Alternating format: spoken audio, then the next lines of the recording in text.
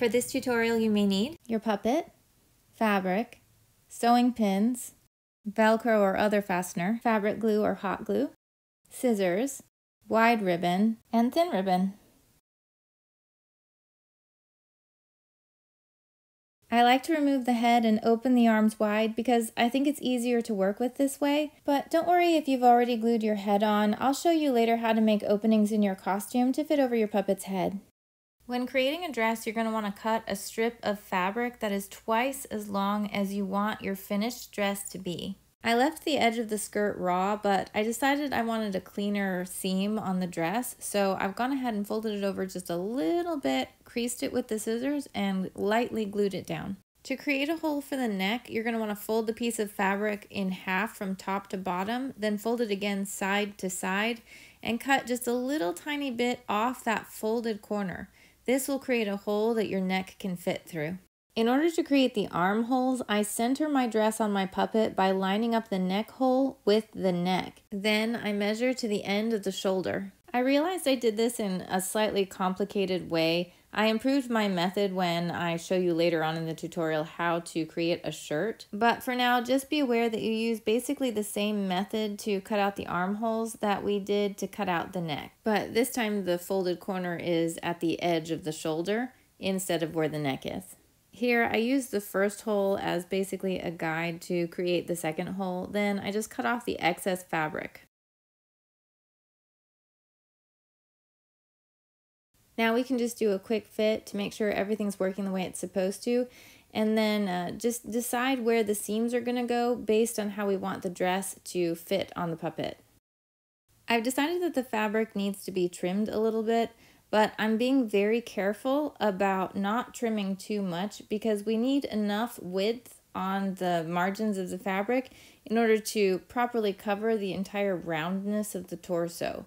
It's always better to have too much than too little, so when in doubt, leave a little excess.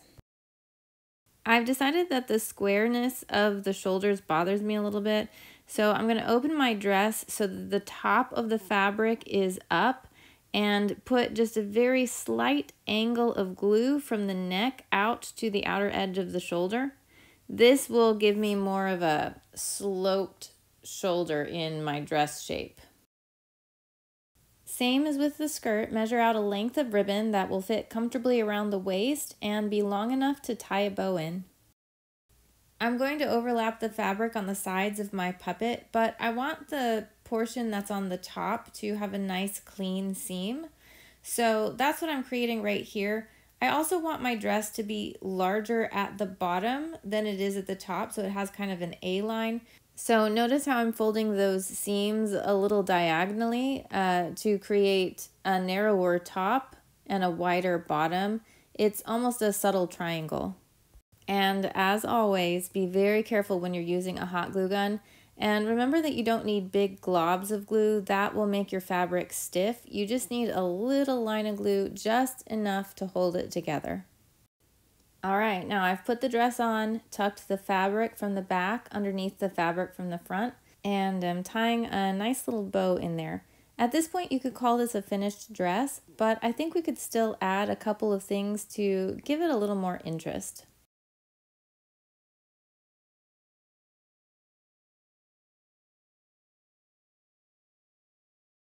Using the same methods that I've been using all along, I measure some pieces of lace for the sleeves and to go around the neck.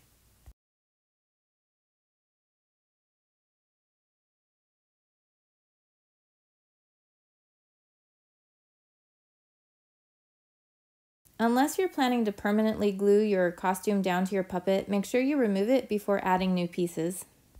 Notice that I'm folding the pieces of lace in half and creasing them at the center. This gives me a non-permanent mark right there in the middle that I can line up with the crease of the shoulders to make sure that I'm applying it evenly in both the front and the back. I'll apply the lace on the other shoulder in the same way. Applying the lace to the neck is a little more complicated. I still crease it to make a center mark so that I can align it properly on the neck.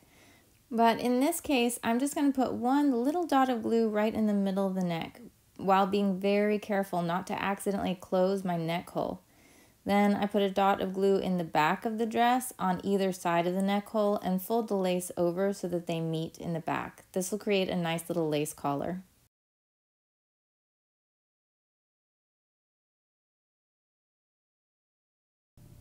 Now I finish up by tying a bow in the back to hold the whole thing together.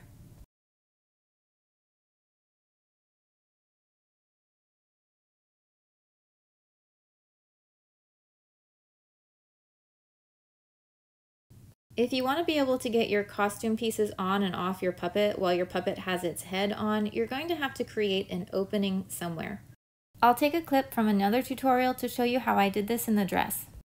On the dress, I made the opening about halfway down on the back and used a piece of ribbon to cover the seam because I thought it was a nice pop of color. I also used Velcro as my fastener. Now here's a final look at our finished dress.